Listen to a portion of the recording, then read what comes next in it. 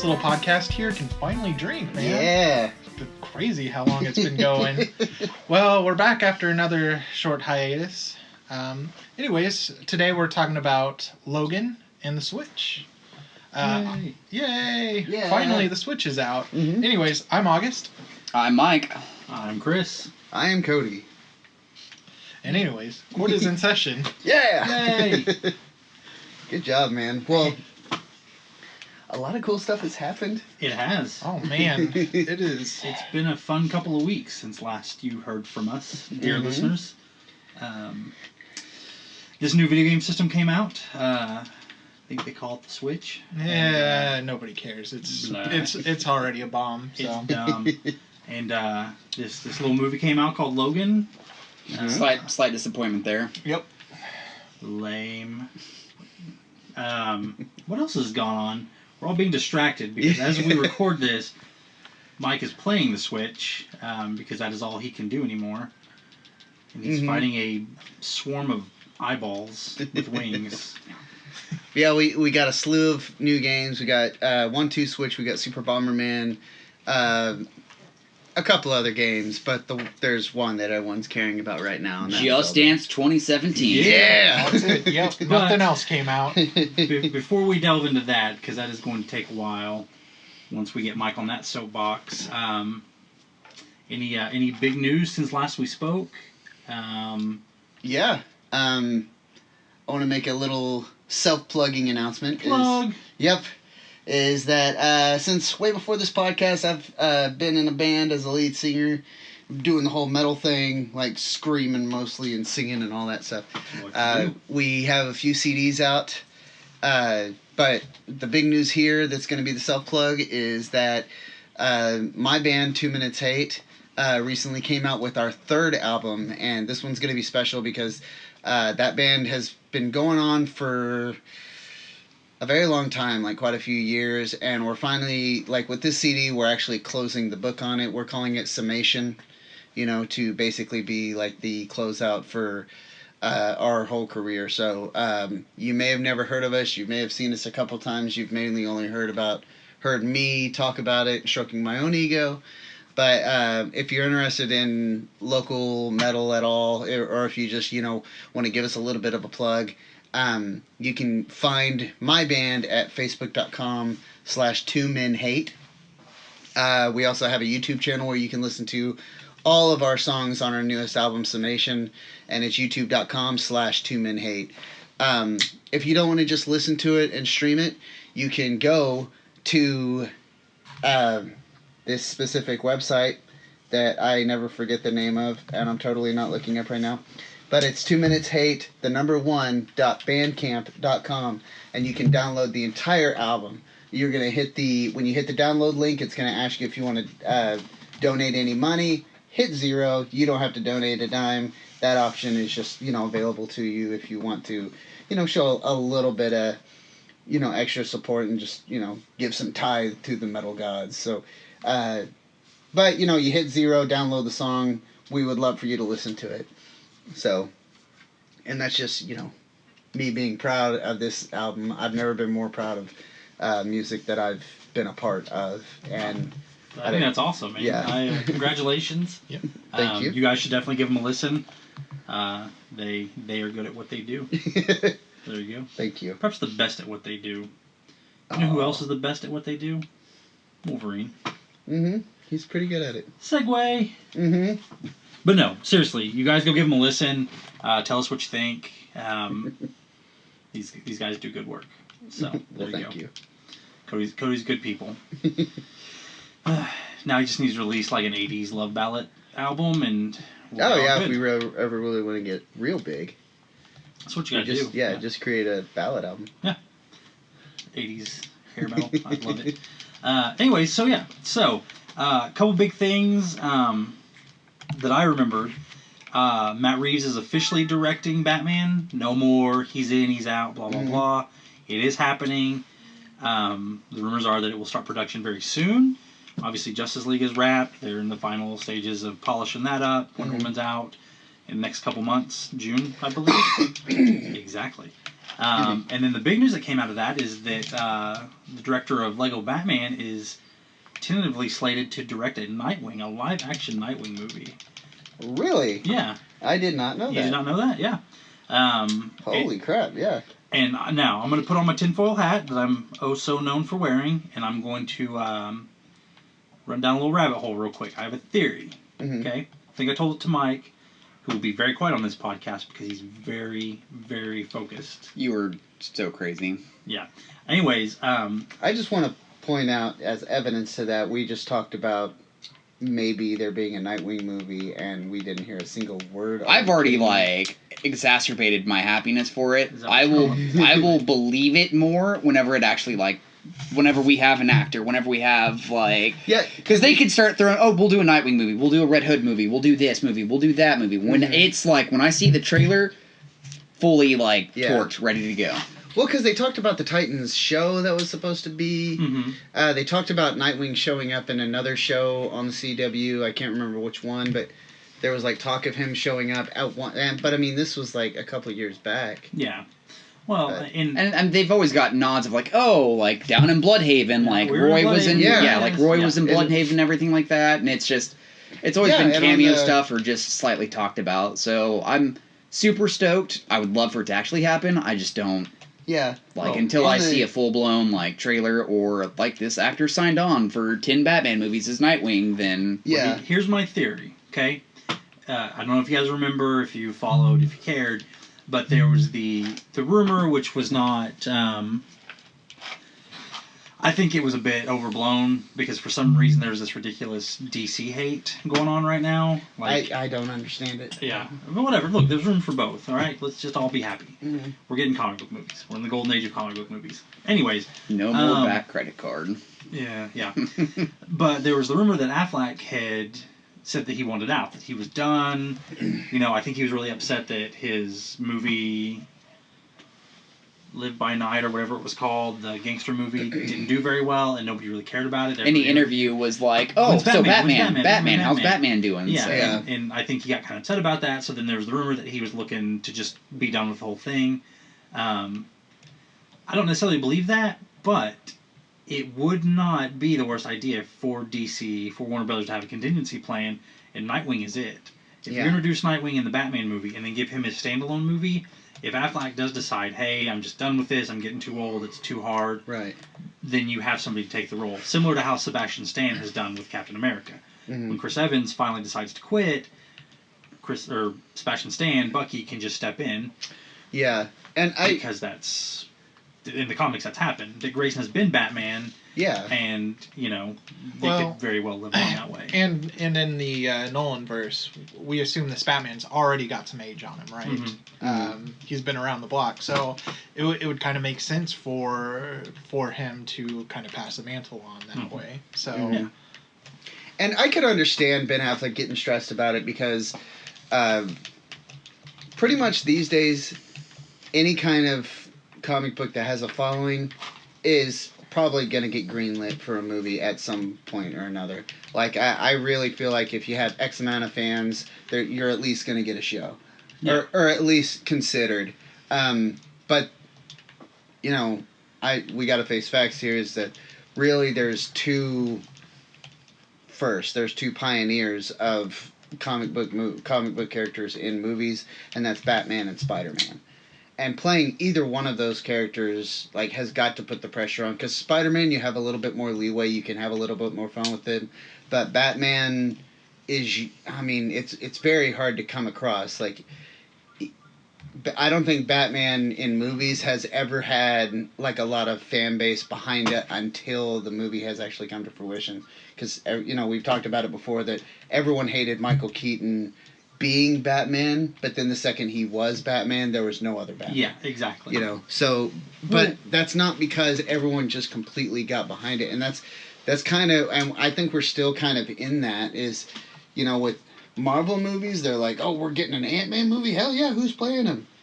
Paul Rudd, yeah. I like Paul Rudd, he's good people. Yeah, but if you were like, okay, well, hey, they're doing a Blue Beetle movie, well, who's playing him? Joseph Gordon-Levitt. No. Yeah. No. You're not allowed to have fun. Yeah, no, can't be fun. Well, the problem is that there's such a... These characters are iconic and they're timeless and they've been around longer than any of us have been alive. Mm-hmm. They'll be around long after we're all dead. That's just the truth. Mm-hmm. You know, and I think sometimes these actors don't necessarily know what they're getting themselves into because the fan base is so obsessed. I mean, hell, we're sitting in a room that is 4 walls of Batman. On every single wall, there's something Batman related. Yeah. Lots of it, too. You know, I take my Batman seriously. I understand what it is, but, you know, come on. Yeah. It is what it is. So, you know, I want Affleck to do a good job. And to a lot of people, this isn't just another movie. This isn't just, you know, your random whatever movie. Like, this is something bigger than that.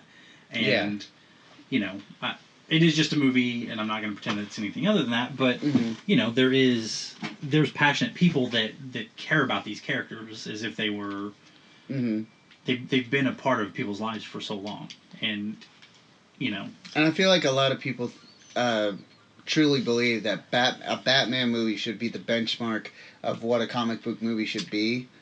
And I think that puts a lot of pressure on you. Absolutely. You know, because, I mean, if you're anything less than perfect, then you're crap. Yeah. You know, as far as Batman has to be perfect, and that's a hard mark to hit. 100%. And, you know, Affleck stepped down from the director's role because he wanted to give it his all. He understands now what this all means. Yeah. So that all to say, Matt Reeves directing Batman, the potential of a Nightwing movie. I think it's about time because if you have followed DC Comics to any degree, Nightwing is kind of your linchpin. And as it was said in Nightwing number 9, I believe it was, or 10 or 12. Yeah, I mean it was a few issues back and everything like that. But Superman from another universe was like, I've seen a bunch of them. You're the linchpin. You're the same no matter what. We have a different Batman who may be sunshines and rainbows in this universe, but you're still your wholehearted self. Like you're he's Dick. He's the multiverse constant. Yeah. So he's that one character that can fit into any situation. He can be with Batman, and you know, Under the Red Hood was a great example. You know, there's a time for talking. There's time to get down to business. And when him and Batman are together, it's a seamless, just fluid teamwork. Go put him with the Titans. He does it great. Give him Damian, and he can control that little turd. He's best friends with Superman. You know, he has respect for Wonder Woman and Donna Troy. And, you know, it's just... Dick Grayson is just kind of he's the consistent. And I think having him in a movie would be great because it opens up literally everything because of who he is. And I think it's the right time when you think about it. You know, Nightwing, the general audience isn't going to really know what Nightwing's about, right? But we've gotten to the point where Marvel has proven you don't need, like, a character that everybody can look at a picture and immediately tell you who they are, you know? And I just think we're at a point where, you know, a general audience can see, like, okay, maybe this guy isn't somebody I really haven't heard much of. I kind of know who he is, but he isn't. But, you know, you see something like Ant-Man. Nobody knew who they were. You see Guardians of the Galaxy. Who would have known they would become more popular than the X-Men? Yeah, exactly. You know, and it's just right time, right place for a Nightwing movie, you know? I wholeheartedly agree. I think that... And for, you know, longtime DC fans, they know how great that character is. But for those that don't know, you still have that name recognition of he was Robin, he was Batman's first sidekick. So it's gonna draw on everybody just because of what it is. Yeah, and that's kind of the thing where people, you know, some people are going to need that a little bit of explanation, but that's what's great about the internet. That's what's great about, you know, just knowing people who are in that's what we're here for. Yeah. If you want to know who Nightwing is, just ask, and we can do a podcast where we tell you everything about Dick Grayson. Hey, Mike, how do you get Dick out of Richard? You ask nicely. That's right. So, hey, speaking of not knowing everything, we're going to do a little review of Logan. We're going to do a non-spoiler review because we know not everybody has seen it. And this is mostly just going to be just our thoughts on it, why it was good or why it was bad. So, I think most of us were of the same accord, except for Cody. I don't think Cody felt the same way that the rest of us did. So it's okay, Cody. You can be wrong. I'm just going to start off, and I'm going to say it straight up. In my opinion, this was the best X-Men movie they've ever done. It was one of the best comic book movies they've ever done. It is top 10 without a doubt, in my opinion. Oh, 100% agree. Like, I mean, you look at the X-Men, and even compared to, like, where we're at now, like, the first couple of X-Men were good, but compared to where we are comic book movie-wise, you know, it's a pretty low bar, you know? Yeah. The later X-Men movies were starting to get good. Apocalypse wasn't bad. I mean, once again, a low bar to jump over. That's true. But this one, like, I don't know what they're going to do, because this one kind of put it way up there. Anyways, back to... Cody, what did you not like about it? Okay, well, spoiler alert. Not for the movie, but it's not that I didn't like it. It did not do what it did for everyone else for me. Like, I got bored with it a lot, honestly. All right. The real touching moments didn't hit home for me. There was there was too many jarring things in my aspect. Like, I know this has been like the first rated R one, okay? And I understand that. But I am not a stickler for language. If anyone knows me outside of, this PG-13 podcast, will know that, dude, I am not a stickler for bad language. Yeah. But when we go an entire 17 years of a character, and then, like, the last time we see him, potentially, is, he's just a raging storm. He's just a raging storm of, like, not middle fingers, but claws and F words. And that's, it felt like every other word. And I feel like they could have kept the R rating and still, and took out all the, like, really excessive language. Because, I mean, like, again, not a stickler for language, but, I don't like it when characters cuss to the point where they sound uneducated. And it just kind of felt like, we've gone this entire cycle of a character, and now he's starting to talk this way. And you could chalk it up to, like, him being, older and grouchier and stuff, but it just made it kind of, like, come off as weird. And, like, seeing Professor X, like, building up this character of, like, in the movies. Like, let's pretend that only the movies exist. Professor X building up to basically just being a senile old coot, like, really, like, affected me as a person, like, made me sad, and I can see where you're coming from with that. I look at it like, as... I felt like all the personalities that have been established and created up to this point were just, I kind of felt like they were all perverted, for lack of better words. And then made you look at it like, you guys used to be heroes. And, and then everyone... Basically, like, they build up this whole lineage, and it can't just all end in happiness. But it ended on, like, such a sad note. And it was, like, so tragic, So that was good. But, I mean, like, I didn't really understand, like, the whole point of the movie in general. Yeah. Because, I mean, a lot of the time, like, the reason I got bored is it kind of felt like they were just romping around. And one of the things I'll forgive it is that I went into it thinking superhero movie, and it wasn't. It was I think it was like a tragic, serious story with people who happen to have superpowers. See, and that's something you gotta think of. And it kind of alluded to this in a scene in where they were at the hotel, right? That this is a Western disguised as a comic book movie. Absolutely. Yeah. So, yeah, it's going to be a lot of traveling. It's going to not necessarily be a happy ending.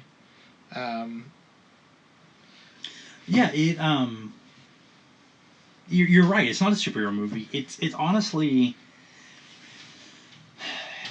how's the best way to put this? It's kind of after the day is done. It's kind of, after you've had this big life of being a superhero, it's kind of just how it all kind of ends up. And it's, it's, and this may not make sense to anybody else in the world, but it's a Sunday.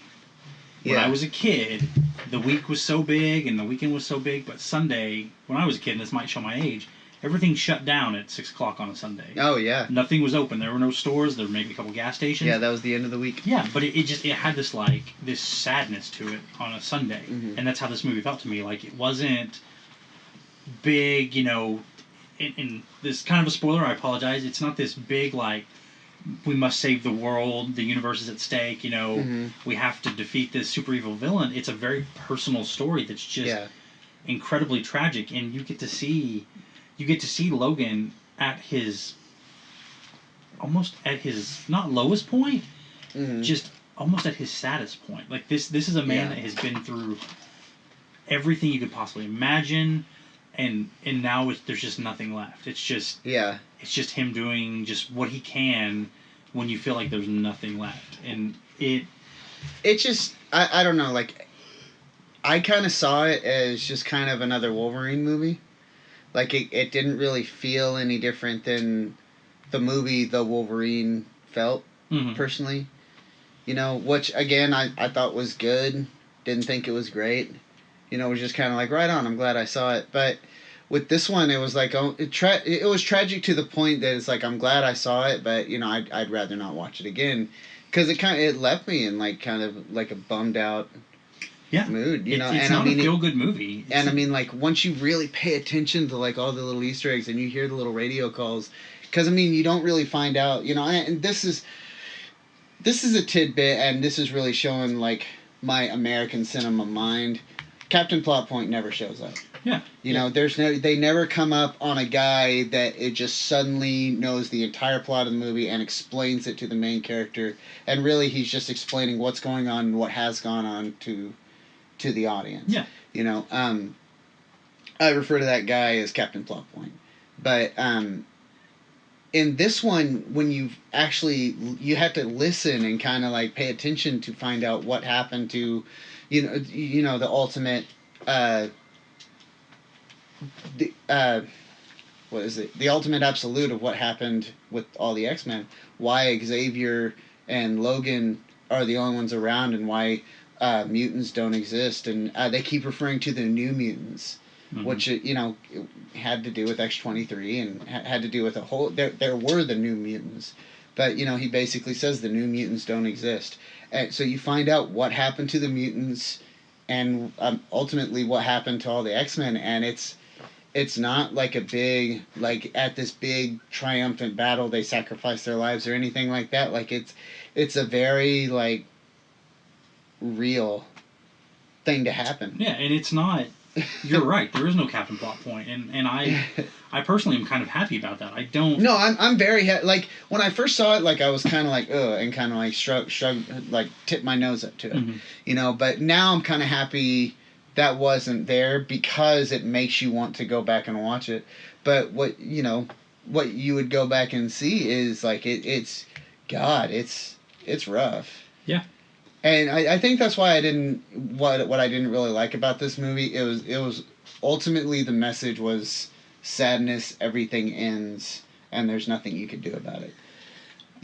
That's how I felt the overall message was. That's kind of just life, though. At the end, it does all end, and not that doesn't mean there's not happiness in between. But this is a movie that did not tell you, hey, this is what happened, and it doesn't tell you that this is what happened to these people, and this is why it didn't happen to this people.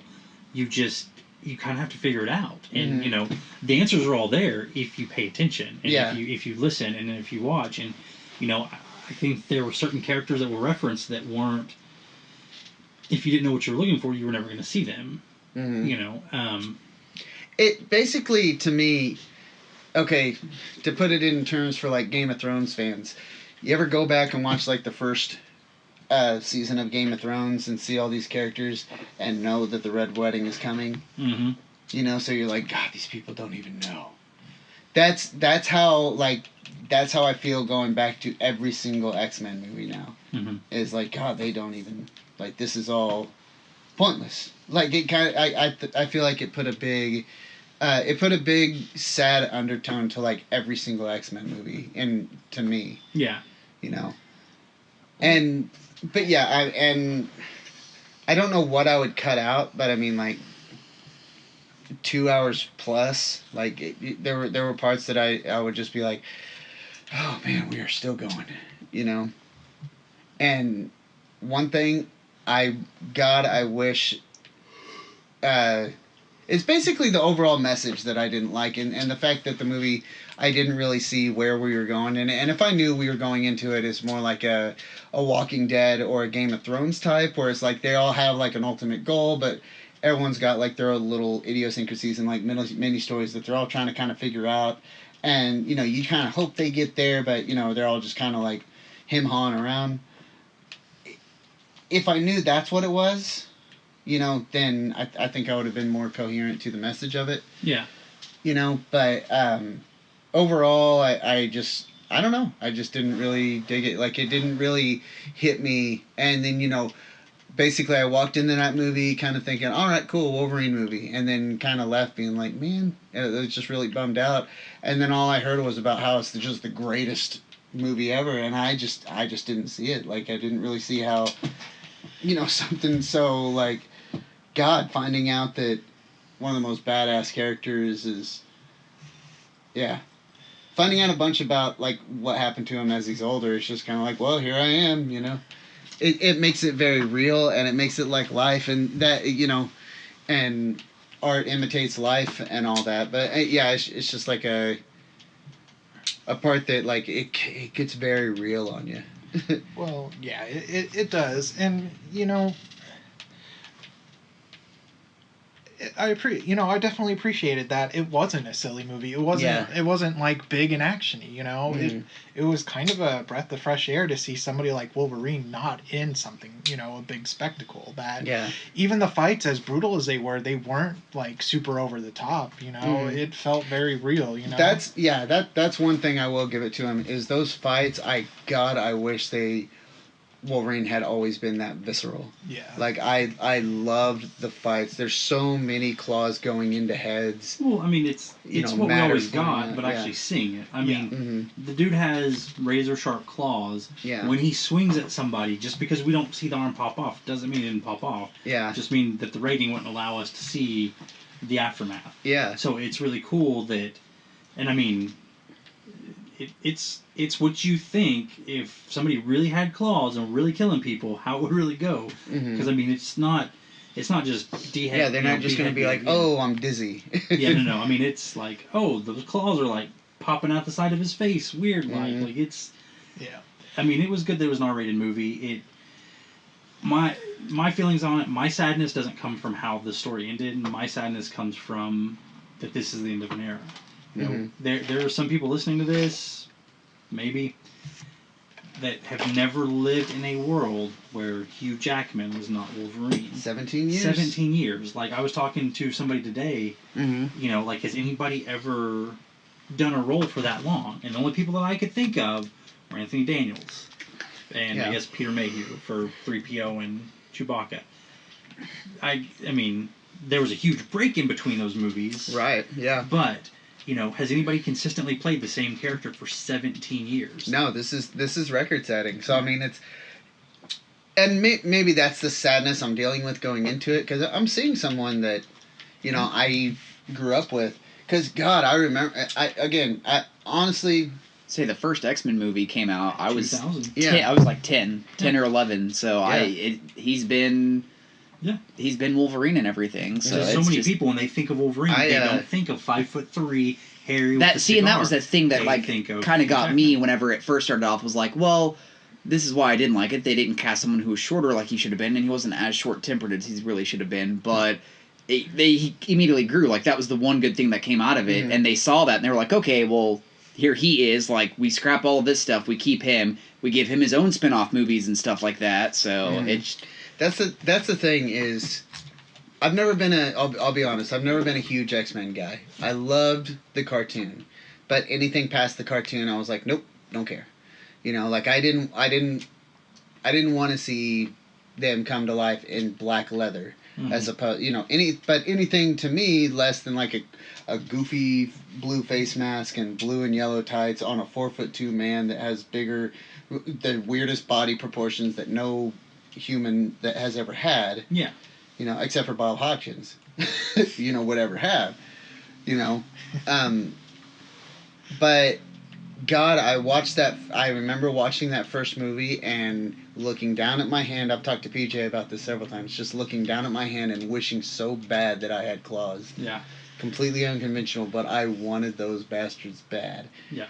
And so yeah, like, and seeing him grow up, and then, you know, then in his geriatric days, like wiping pus off his claws because he's got an infection, because he's schnicked quite a few people, and he's got blood going into his body of other people, which is, you know, so basically it felt like reality was killing him, like the realistic Wolverine was killing, you know, the unbeatable comic book one. That's something I like, and I really like when, you know, comic books do this, comic book films do it, is the unintended side of, you know, superpowers. You look at Professor X. His greatest power was one of the biggest dangers in the world at that point in this film.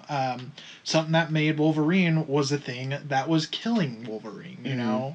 And I really appreciated that. And, you know, going back to, you're talking, you know, this movie's slow and it's not really going anywhere. I really appreciate it. They took time to just sit down and develop these characters a little further, to, you know, get a even deeper relationship between you know, Logan and Professor X.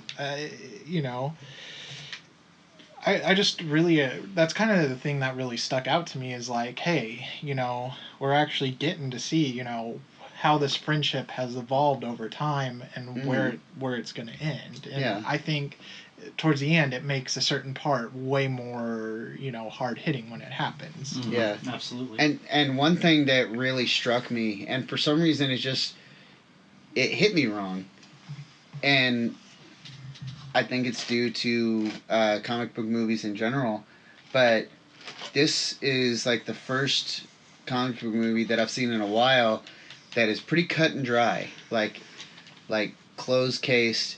There's nothing really open-ended about it. No villain goes running off in the dark. It does not plug a future movie, really. You know, because it's the end of an era. Yeah, like, I mean, it's just like bam. I mean, there's so much closure to it, and you basically see everything end, and it's, to me, it's weird, like seeing the ending of something that like I felt like was timeless. I slightly disagree, because the thing we haven't talked about is Laura Kinney, X-23. I thought she was fantastic in this movie. I thought she was a badass. Like, good gravy. She was really cool. Yeah. The only complaint I guess I have of really this entire movie was something I can't say because it's kind of a spoiler, but when they are in the truck and he finally realizes that thing about her that she can do, and then it like kind of took some of the mystique away, I guess. Yeah. Because it was like, I don't know. No pun intended. Yeah. So that was the only complaint I had. But I mean, she was like, she was such a mirror image of Wolverine almost. Like, just kind of an asshole. Like, kind of just like, I don't care about you. Like, and I thought it was, you drowned? I sure did. I thought it was great. I could see where there could be future stories in this this universe, so to speak. Obviously with that stuff, but I thought it was a great movie. I think that, you know, Patrick Stewart and Hugh Jackman went out on a very high note. I'm very sad to see them go because, I mean, they've been doing this for so long. I mean, it's just it's been such a constant in life, and you know, it didn't go out in some big grand superhero movie. Right. It just kind of went out the only way that a Wolverine story could go out is in my opinion, is how it went out. Yeah. So, so I guess, you know, it. He definitely it closes the X-Men universe with his boots on. Like, I'm trying to say it as, like, spoiler-free as possible. Yeah. Really kind of goes out with his boots on. I didn't really like the last villain. I thought that was kind of cop-outy. Well, but they could have done a number of different things, I feel. I felt that it made sense for the theme of the movie. It was a bit jarring for it to be that person. But if you look at it in a realistic way, if you're going to do that thing, isn't that how you would do it? Yeah. You tried to do it, this way, and that's kind of a pain. So build a better mousetrap, so to speak. And anyways, so we're talking in absolute riddles, and you guys have no idea what we're talking about unless you've seen it. Then maybe you can piece it together. But then I'll refer to it as the mousetrap, but the mousetrap being something that is like obviously done with cinema in a movie that's supposed to be like all too like ultra real. It was like kind of came off as weird. I just thought I think they could have done a lot more with a different actor and a different villain. Yeah, fair enough. One thing that I did love is how they kept referring to Alkali, which is really, really cool. There's all those references in there. One thing, like all the comic books it shows are all completely fake. Yeah, ironically, even though it was X-Men, they didn't have the rights to use X-Men comics. Yeah. So they had to create their own. Mm-hmm. I thought that was kind of cool. Oh God, what was the kid's name in Eden? Richter? Yeah, something like that. The leader of the kids in Eden. Richter. Yeah, Richter. He was he's from the New Mutants, so like that was kind of cool. The fact that if you really catch it when they're walking around with the main professor, like not Professor X, but the main villain, a lot of the bad guys refer to him as Mr. S. So that's kind of cool. Yeah. If you get where that's going. One thing is, it's not very true to Old Man Logan. Oh, it is. But it is very true to very, very strange Wolverine comic books that came out in the 90s. Because the guy he's going up against for the main part that you see in the trailers and stuff that is like kind of hunting them down, he is a Wolverine villain. Like he's a real Wolverine villain who dabbled in super science and prosthetics and all that stuff. That's why a lot of his henchmen and stuff have like robotic arms and stuff like that. That's well in the comics, the Reavers is who we're talking about. Yeah, the Reavers. That's not really a spoiler, but they came about because they were all people that had been basically augmented. Had arms and legs put on because Wolverine had taken off their real ones. They were all people that. It's actually funny because X-Men 184. Please don't crucify me if that's the wrong number. But is the number that they used for the fake comic, but that's also the real X-Men comic. That's the one where they're fighting the Hellfire Club and the iconic scene where at the very end of it, Wolverine's gotten like pushed like just down all these levels, just gets taken out like just at the beginning of the fight. Like this mutant uses these like mass manipulating powers to just drop him through all these levels of this house, and he's just gone. And at the very end, he pops up out of the water, super pissed. He's like, "Now it's my turn," and like he's ready to go. And that guy ended up in the comic books creating a cyborg version of Wolverine. Albert. Yeah. To thwart Wolverine. And with his little companion LCD. And I'll give you guys, that sounds really corny because that's comic books, but in the comic books it's badass. It's not what happens in the movie. No. But you can definitely see shades of that. Yeah. They tried to use that as realistic as possible.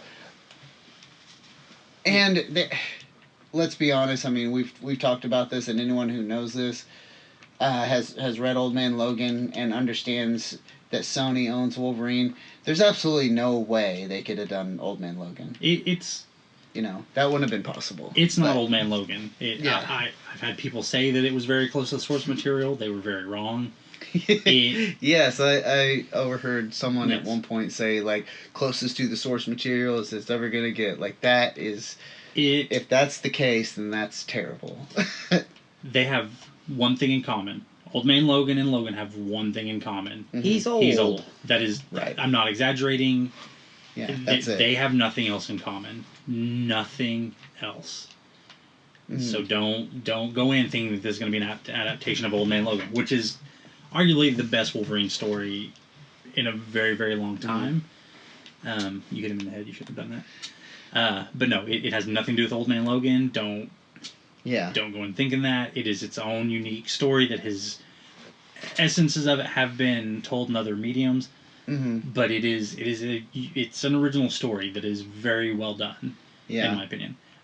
So, anyways, I feel like they called it Logan and everything like that just to kind of tie in, like, this is Old Man, he's old, this is the end of the franchise, so now that he's done, they can have a new Wolverine in, like, X-Men Apocalypse and stuff like that, and actually have someone else be a part of the team now. And I guess, spoiler, he's not Wolverine in this movie. He's Logan. Yeah. There's no spandex. There's no crime fighting. There's no dastardly villain. He can't even really fight that good. He's just Logan at this point. He's not even Logan for most of it. He's James. But that. Yeah, and I mean that was one thing I really liked is it wasn't even Logan. They go leaps and bounds to show it that it's James Howlett. Yeah. And to my knowledge, they have not. I don't remember them saying anything about that in the X-Men movies. They did in the Wolverine movie, I believe. No, they... Origin. Yeah. Yeah, about his name and everything. Yeah. Jimmy and stuff, I think. They did, and I mean, to kind of, like, make that official canon knowledge, again, like, there's some pivotal plot points and plot devices that are used that are from X-Men Origins Wolverine, and... just to be reminded of that movie, and to me, I'm just like, oh my god, are we really going to go back to this? But no, I mean, there was really, really awesome parts in it. The water into wine, amazing movie. I just didn't see, but I mean, that's my review of it, and I could be way, way wrong. I just don't think it's it wasn't the best comic book movie that I've ever seen. Yeah. If I had to say my best comic book movie I've ever seen, off the cuff, I don't even know what movie I'd say. Yeah. One thing I was kind of disappointed with off the get-go, when we got that Deadpool thing at the beginning, that is everywhere. So I mean, it's easy to talk about. Everyone knows about it. Yeah. If you watch that, it ends with Deadpool like just kind of hanging out with the dead body. I wanted so bad for him to be like, well, since we got some time, how about I tell you a story? Yeah. And I feel like that, and he just tells the story of Old Man Logan. If that was the case, I probably would have been a little bit more forgiving of it. But for some reason, it just coming from the idea of like a psycho, like just kind of makes it more palatable to me. But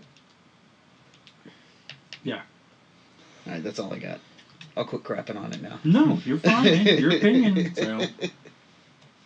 So, that has been our mostly spoiler-free review of Logan. I think we're probably 25% thumbs middle, thumbs down, 75% thumbs up. Is that accurate, gentlemen? Yep. I think that is yes. I want to go back and see it, like, just to... Like, I almost don't want to see it again, but a part of me does want to see it again now that I know what it is and what I'd be getting into. I think maybe seeing it again with open eyes would maybe give you a different opinion on it. Maybe I wouldn't like it as much if I saw it again, but I thoroughly enjoyed it. So, in this age of our heroes getting older and as sad as it is, it's a different take on them. So, I felt like Professor X wasn't Professor X in this movie. He was Deputy Director Bullock. I mean, he's super, super old, so he's, like, battling dementia and everything like that, and it's just like... he's a senile old coot. Yeah, so he was a stoic old man. There's one part that's, not Let's not spoil anything, but he's doing an old Taco Bell commercial. He's just like scooting around, just shouting gibberish and stuff like that, and it just it hard. That was so sad to me. Like that broke my heart. Yeah, I mean it was and funny, I think that's the point. Exactly. Yeah, no, I thought that was kind of funny. That kind of lightened the mood. I mean, it was sad to see that because I mean I know even as an actor, like he's fairly older, so him and Ian McKellen, they go. It's gonna be just like a punch to the gut. Yeah. So it kind of sucked. But at the same time, I'm just like, you're not even doing Professor X right now. You're playing Bullock from American Dad. Like that, I really think Sir Patrick Stewart and Leslie Nielsen are kind of cut from the same really old geriatric cloth. Yeah. That like when the Earth was created, they were 75. Like, they have just always been old. Yeah, Patrick Stewart has not aged today. Yeah, that dude has held on to one look for... dude, I've only seen him one way, so 33 years by my count. Yeah. So... Click, click, click, click, click, click, click.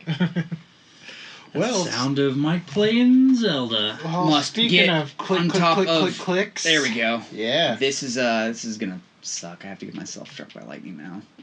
Okay, well, he's so giving out what we're talking about next. I say let's switch on over to the Switch. Yeah. So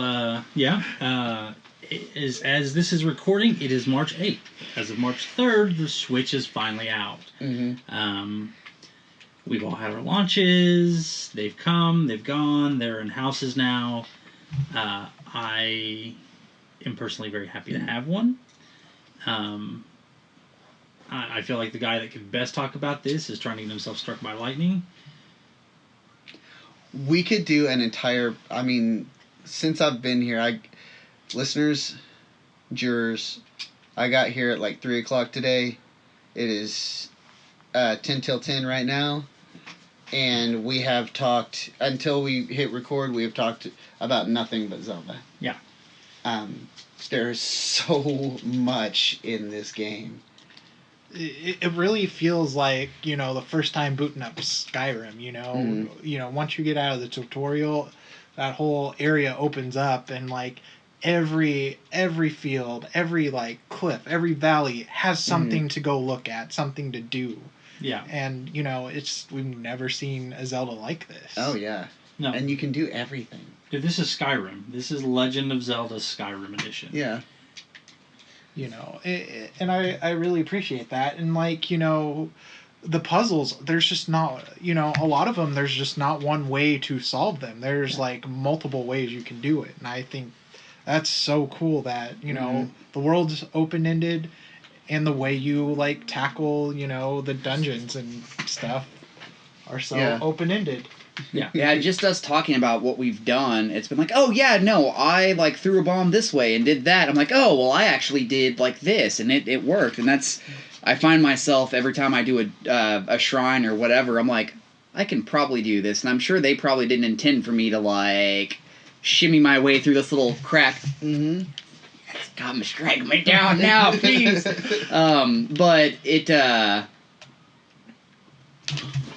my Claire, no, where'd it go? Need my weapon. Where'd it go? But no, super, super amazing. It's not just your linear thing, which I kind of asked the question earlier.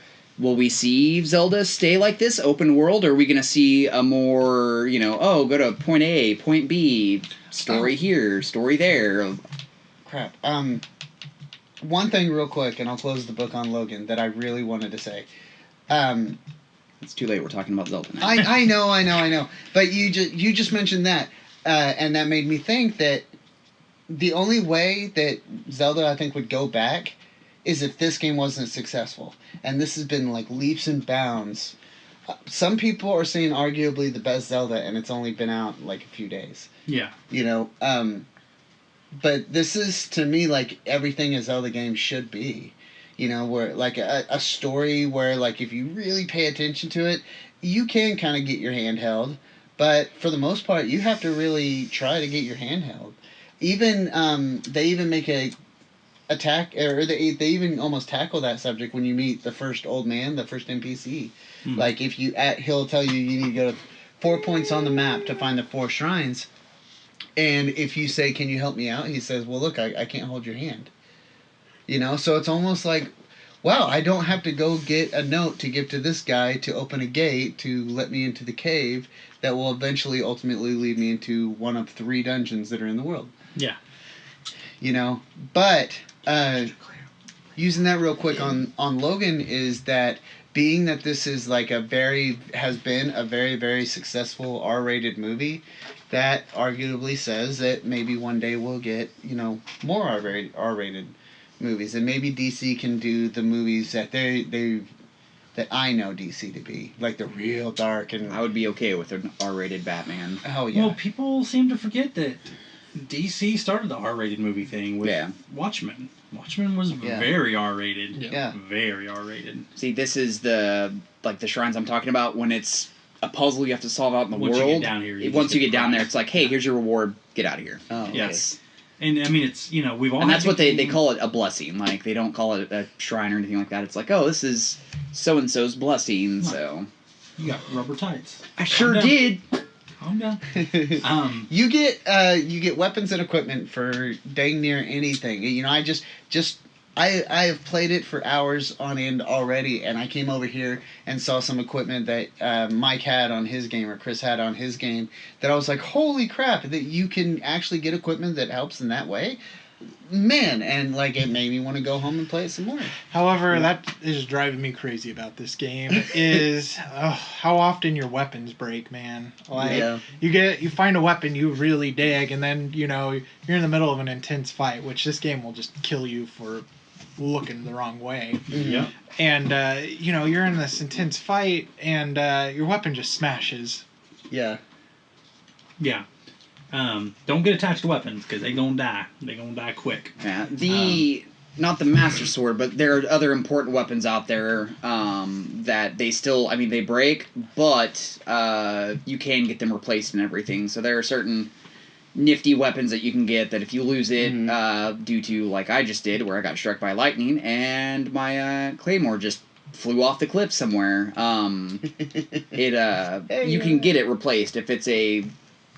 I don't know what to call it. I'm going to call it like a sacred weapon or whatever, because I'm sure that there's 4 for each thing that you do, plus the Master Sword or whatever, and so I'm sure that there are 4 out there, but you basically go back to a Goron or a Zora or whatever, the blacksmith in the town, you're like, hey, I broke it, fix it, and then they get you a new one, so... Yeah, and no matter what you do in here, everything is so incredibly thought out, for example, I came, at one point in my journeys, I came across a big chasm that I wanted to get across, and just completely convinced myself that everything on the other side, on this plateau next to me, that I couldn't reach off, just by jumping, that I might die in jumping. Everything I've ever wanted is on the other side of that cliff. And then I walked over, and there's, that old guy that's, kind of helping you out. You look over at him, and he's like, hey, have you ever chopped down a tree? And I was like, chop down a tree? And I chopped down a tree. The tree fell, and it gave me a bridge to go over that chasm. Or I could have gone down the valley and climbed back up. You can climb anything. Or you can, if you don't want to climb a tree, cut the thing down. If you don't, when you get a horse or something, you can tame it. How the horse reacts is based on how well you treat said horse. Mm-hmm. If the horse starts going the wrong direction and you put it back on the right direction and then reward it by petting it, it'll understand that and it'll stay on the path more. It's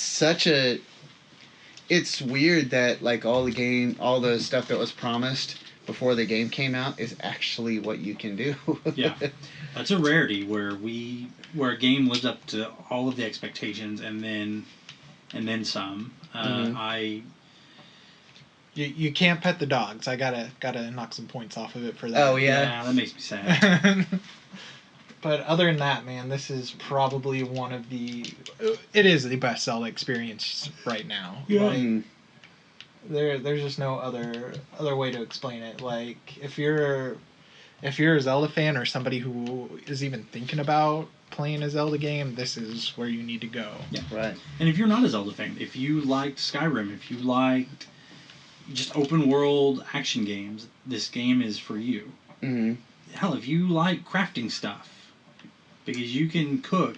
We got Iron Chef over here. You can call me Chef Boyardee. Yeah, he's just been rocking out, making some awesome stuff. Matt is God, I keep doing that. I'm sorry. Mike is amazing at just making different dishes in this game that like just do everything you need. You know, you don't find hearts. Is you have to like find. You have to go hunting, you have to take the animal hides, and you have to cook the animal hides at cooking spots, and you can mix, match, and stuff, and like sometimes it'll give you a better defense, sometimes it'll give you better up your attack, better sneaking. So you can go in stealthily, or you can go in guns blazing with your attack, just rock hard. Or, if you're in a snowy place, your life will start going down if you don't have, insulated clothing on, so you'll have to eat something that's hot and spicy. Keep you warm. Yeah, or if you go to the desert, you'll get dehydrated, so you'll have to bring some elixirs to like keep you hydrated. It's an amazing experience, just all around. Okay, just for the sake of time, Zelda's just so big that we could probably fill an entire podcast just discussion over this game. So I think we should really move on and talk about the console itself. Like, what are your impressions of it? To me, it's a beautiful Zelda machine. That it is right now. I mean, that's really what it is. The eShop isn't. I mean, it only has a couple games, but oh my god, it's got this one coming out tomorrow. Master Blaster. Holy crap. I want to tell my brother, like, dude, new Master Blaster game, so he can be like, oh, you like Master Blaster. Still a little disappointed that there's, like, no eShop support yet. Yeah. I'm hoping that it's up within the next month or so, or next couple weeks maybe. They haven't really said when it's coming, but I cannot wait for it. I'm sure when they decide to start doing virtual console stuff is whenever it'll really explode. Because, I mean, a lot of people were like, GameCube Virtual Console, day one, like, and then Nintendo was like, no. So I'm sure that, like, I mean, we've got that 15-minute video that Nintendo uploaded on YouTube of, like, their Treehouse Live thing or whatever, where it was nothing but DLC games and stuff like that, just downloadable games. 99% of them looked amazing. Yeah. Like Master Blaster and stuff like that.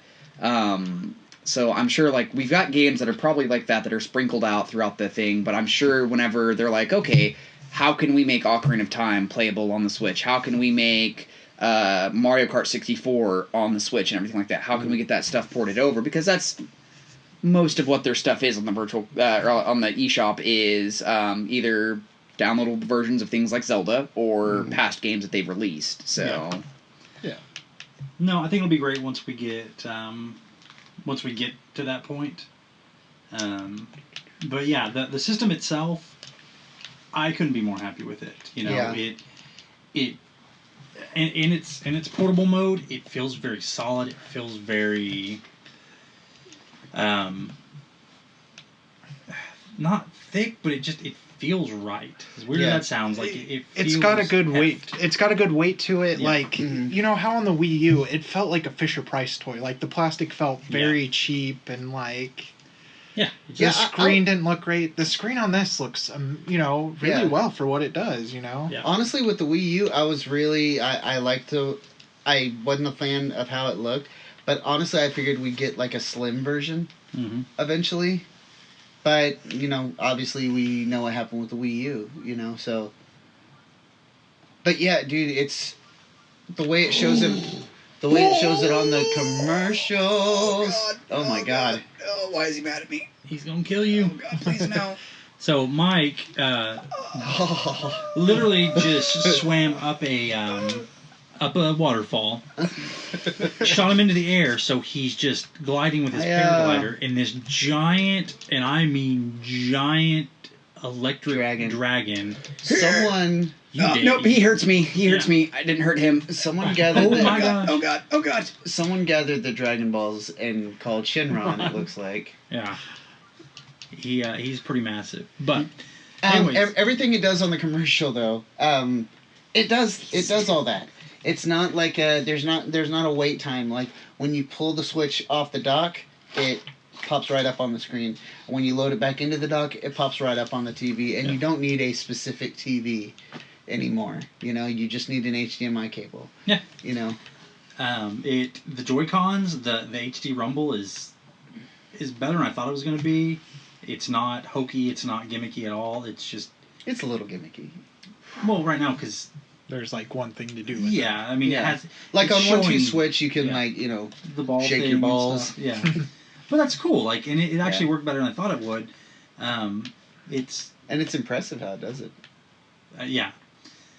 But the Joy-Cons feel good. They're a little small. Everybody says they're a little small. I got kind of big monkey hands, so So they do feel slightly smaller than. I mean, they're smaller than a Wiimote, but it still doesn't feel that uncomfortable. Like with as tiny as they are, they still fit our hands fairly well for being bigger hands. Yeah, and I agree with that. Like at first when I saw the buttons on it, I'm like, boy, these buttons are really, really small. And honestly, I don't mind it as much as I thought I would. Yeah, especially if you're doing something like Zelda, where if you just take them off and you're just using them in each hand, I think it works perfect that way. Yeah. The only time that I've wanted a little bit bigger heft is when we were playing Snipper Clips, and you're using it as just like a sideways remote. Yeah. It's kind of small that way. But honestly, once you get playing, I never had problems. It really helped to put on the little the strap. Yeah, because that gives you a little bit more heft and makes those buttons bigger. Which be very careful with those straps, because if you put the wrong strap on the wrong one, it is a pain to get off. Yeah. I did that night one. While I was hooking it up, I was like, let's see how this worked. And there's a little plus sign on the strap, plus sign on the controller. I put it on completely backwards and was like, clink. Okay, and that stuck. Did I really just break it first night? If I don't want to force anything on here, because everything's pretty seamless. Not at first, because it does kind of take getting used to, putting the... you kind of have to do it a few times to put the Joy-Cons on the actual Switch itself. And it's not like in the commercial where, they just got, just bullseye. It just hits it every single time. You kind of have to line it up and slide it down. And that's kind of my biggest thing about the Switch right now is the stock base that it comes with is a little cheap. It feels cheap. The Switch itself doesn't fit, and a lot of people are complaining that just pulling it out, they're scratching their Switch up, and what people are finding out is that dock is a bit warped. So rumor is Nintendo's going to recall all of the docks and send out a new one. It's like the 3DS when it came out, closing the 3DS, the way they had it set up, it would leave these two marks on your top screen, and it wasn't until later that they had these little I guess plastic things or whatever to stop it from squeezing so together that it wasn't damaging the screen too much, but it was just leaving that little. It just left this little smudge mark thing on it that you couldn't wipe away or anything like that, but it was just enough to be a nuisance. And it wasn't until we got the PlayStation stuff. It's like PlayStation Slim, Xbox Slim. So it's I wouldn't be surprised if we saw a Switch 2.0 thing that was now this dock has a insulated thing on the inside so it doesn't scratch anything. Or a silk, satin finish on the inside or something. Which I assume you could just put something on. Yeah, there are a lot of things on the internet showing you kind of how to make out of a micro cloth or something, cutting bits off of it and then kind of gluing it onto the inside so it doesn't scratch up, and it also cleans it at the same time. Yeah. The only thing, and I just think this is kind of a little funny, but it is still a little nitpicky. I've noticed just in working a retail job that some of the stuff that the third-party cases are way too big or way too small. Mm-hmm. So I don't know if Nintendo just didn't send out the right dimensions or something. That's probably a lot of it, is they didn't actually give them kind of a plastic, a mock build of it. Yeah, because I've had a couple buddies come up and be like, hey man, I got this not Nintendo brand Switch case the night it came out, and the screen protectors were too big and the case was too big as well, and we set it in the case and it was like the balls in the cup, it would jangle around in there, and I'd be like, okay, well the cool thing is screen protectors you can just trim down, if you're a little artistic with it, I can't trim down a case, so I don't know what to tell you there. Yeah. You know. But all the name brand Nintendo stuff is like, you know, fits like a glove. And it's always been kind of like that, where third-party accessory stuff for Nintendo has always been lackluster, whereas Nintendo, and that's kind of where it started off for me when somebody's like, oh, you know, I like to use this off-brand thing. I'm like, I just can't do it. I've used a Pelican controller for 64. Never will I do a third-party thing again. I mean, and I do sometimes, and it's not terrible now, but it's still just that awful taste as a child of like, Mom, I need a 64 controller. Yay, Christmas time, 64 controller. And you plug it in, and it's like, and it's broken. It's like, well, that was cool. Yeah. Terrible. Well, so, just kind of final wrap up on what you guys think, like, you know, scale of 1 to 10, what do you put the Switch at? 10. Not what do you put Zelda at? What do you put the Switch at? I still put the Switch at 10. Okay, that's fine. This is a cautious 8, right? Okay. And it's got room to grow or die. Yes. And it's basically because there's just not a whole lot yet. Mm-hmm. I just kind of can't wait till we see something that actually pushes it to see what is actually underneath the hood of this. Yeah. So that's pretty much what I was gonna say. As I mean, I'm gonna give it an 8, just because not everything right now. Mike said it jokingly earlier, but it is just a Zelda machine. Yeah. Like there's no other use for it to me, other than like party games. I bought one, and my wife bought one, and hers is just sitting in her office because we have no games for it. We have Bomberman and we have Zelda. Yeah. It's not what she wants to play. We bought it, so I don't have to, you know, hope to find one in 6 months when there's cool stuff out for it. Mm-hmm. But, yeah, I mean, it, you know, saying it's just the Zelda machine is, you know, that's not a bad thing. And that's absolutely not. But, I mean, like, ultimately, I would like it to be my main event system, in which I have a lot of them. But right now, I can't use it for, you know, and this is just because of the times we're in, man. You can't just be a video game console anymore, which is sad. You gotta have YouTube and Netflix. We gotta have which Reggie... media. I would say Reggie, they were kind of iffy about it, but Reggie's come out and said that they're everybody is working on it. Your major, you know, Netflix, Hulu, YouTube, Amazon are all currently working on an app. Right you got to remember, the PlayStation 4 didn't launch with the YouTube app. Yeah, very true. Yeah. And look, this system hasn't been out a week yet. So being like, oh, it can't play Netflix. How dare you? And I'm glad it can't right now, because I mean, to be honest, half the time, if nobody else is on or anything like that, I'm like, oh, Netflix on Xbox, and then 6 hours later, someone gets on, and it's like, oh, well, I'm gonna hop on Netflix, and it's like, well, there goes the person I was gonna play with. But but whatever, I mean, so this is the first time, and this meant the world to me. Actually, is that this has been the first system that my mom really likes playing. Yeah. You know, because of 1-2 Switch, where you just need the controllers. Yeah. Like me and her played it for a little while the other night. Well, and you got to think, Nintendo did that back with the Wii. Like, it was easy to understand. Mm-hmm. And that's what I think is great about the Switch right now, is it is easy to understand. Bye-bye. He did. He was fighting a bad guy who just jumped back off the cliff. I was really hoping he was going to, because I was watching him. I was like, just one more step, buddy. No, you're right. And Nintendo has always been very, very good about making it for the family. The casual gamers. But they went too far left with the Wii. Mm-hmm. Now they need to pull it back in the middle. And Zelda's a perfect example of a game that you can pick up and learn pretty quick, but it is pretty damn in-depth. Yeah. I mean, when you really start to look at it, this is a thinking man's game. Absolutely. But, you know, 1-2 Switch, it's just fun. Should it have come packaged in with the system? Probably. Yeah. Did it hurt sales of the system? No. But, you know, whatever. I'm not going to complain. But 1-2 Switch was head and shoulders better than I thought it would be. I had no desire to play it until a couple days...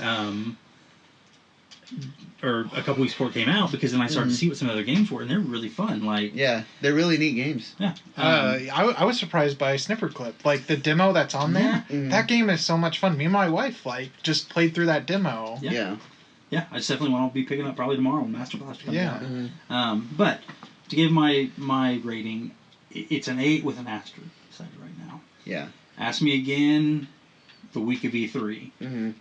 When everybody has seen what this system is capable of, how popular it is, and when you get people like EA putting stuff on it, Activision, when they announce Destiny 2, or they announce it for the Switch. I just don't think it's going to happen. Why not? As well as this thing is selling, are we going to get Borderlands 3? Are we going to get, the new Madden, the new Call of Duty, which I assume will get all those. Let's see what it's got, and let's see what else Nintendo's got, because, this Mario Odyssey and Mario Kart are kind of their things right now, so we're going to see the new Metroid. Look at Splatoon. And Splatoon, yeah. We... who does the Donkey Kong games right now? Retro Studios. Yeah. Yeah, we haven't heard anything from them, and they've been kind of quiet for a while. So yeah. The last I heard from them is when the Wii U had first come out, and they had released a thing saying like, with the stuff the Wii U can do, like, could you imagine a Metroid Prime game on there? Yeah. And they kind of like joked about that, like that'd be incredible. Well, the Switch can do what the Wii U can do tenfold.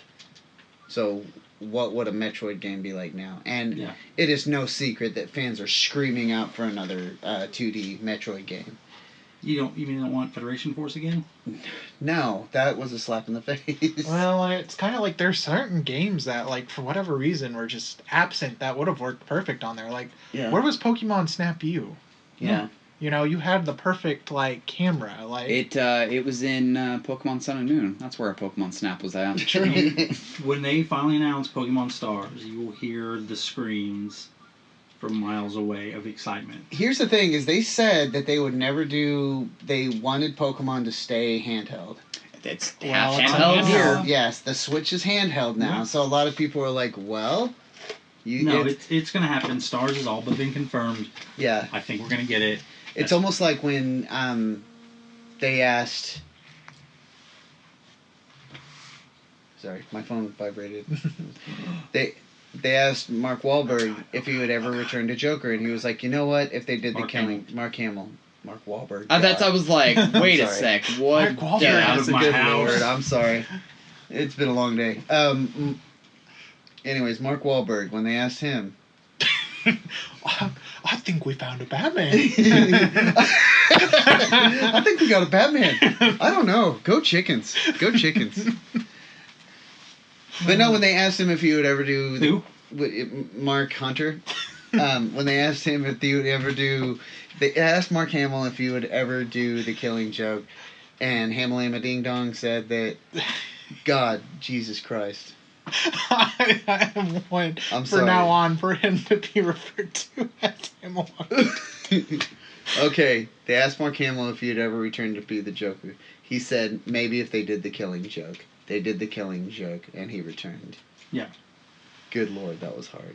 It took us a while, but we got from A to B. We took some detours and got lost a few times. Yeah. But So if we can get Moons Over Mark Hamill back, then we can get anything. We can get Pokemon. You got there, buddy. Oh, boy. All right, we need to close it. Yep. On that super awesome note... what did you guys think? What do you guys... Do you guys have a Switch? Are you going to get a Switch? What are you looking forward to see? Did you like all the Shnicht going on in Logan, or were you like me and we're just kind of... I don't know about it. If you want to know more about Logan, there's this really cool place you can go to get his comic books as well as other comic books, and it is called Impulse Creations. Go to Impulse. They're good people. Yes. They will get you taken care of. They will get you all the comics that are fit to be read. As long as you subscribe to them instead of going like, you know what, I haven't gotten mine yet. Hey, somebody's going to get stabbed. Mm-hmm. Yeah, I forgot to subscribe to something, so whatever. Oh. Yeah. Anyways. But if you do get a subscription, you get so much off the cover price. 30% off, which is the best in town, guys. And they do delivery, so even if you're listening to us from faraway lands, they will deliver to you. And super, super nice guys. So give them a check out. So hopefully we will be back again next week. We will carve out some time to do another podcast. I don't know what we'll do it on. Well, there's a lot of stuff going on with the Rebirth right now. Oh, man, assume there's more Zelda to be had. Yeah. Mike will still be playing the same place session next time we record. It is That guy's sleeping. pretty awesome. I mean, you can pull it out, put it in sleep mode or whatever, and it's literally like I haven't turned it off in I don't know how long. It's been like I take it to work just to show people, like when someone's like, Switch, what's that? I'm like, let me show you, and I just pull it out of my backpack and just to show people and play. Yeah, I mean, I demonstrate for 20 minutes, an hour and a half, 3 hours. Let's not get into specifics here. Yeah. The important thing is I'm putting Nintendo out there. They need to be. True story. Because they need your help. They do. Yeah. I think we're at a good time with Nintendo. I think they're doing some stuff right. So they're back, hope baby. They can keep it up and not fall into old habits. Everyone knows that the video game throne belongs to Nintendo. That's Microsoft put out that little achievement pop thing that was like, congrats on new system and stuff, and they know that without Nintendo, we wouldn't have Xbox be the way it was and everything like that. Nintendo has influenced so much with Mario and Zelda and everything that they've done. Sony and Nintendo are just playing or Sony and Microsoft are just playing in Nintendo's world. True story with Mark Wahlberg. Yeah. Anyways, well, hey, we're going to keep watching Mike play here Hamtaro. until we all fall asleep. Hamtaro. So we're going to go ahead and sign off for the evening. So, as always, it has been Chris. Cody. August. Mike. We'd like to thank you guys for listening, and we will see you soon. I say court is adjourned. Keep the red phone ringing.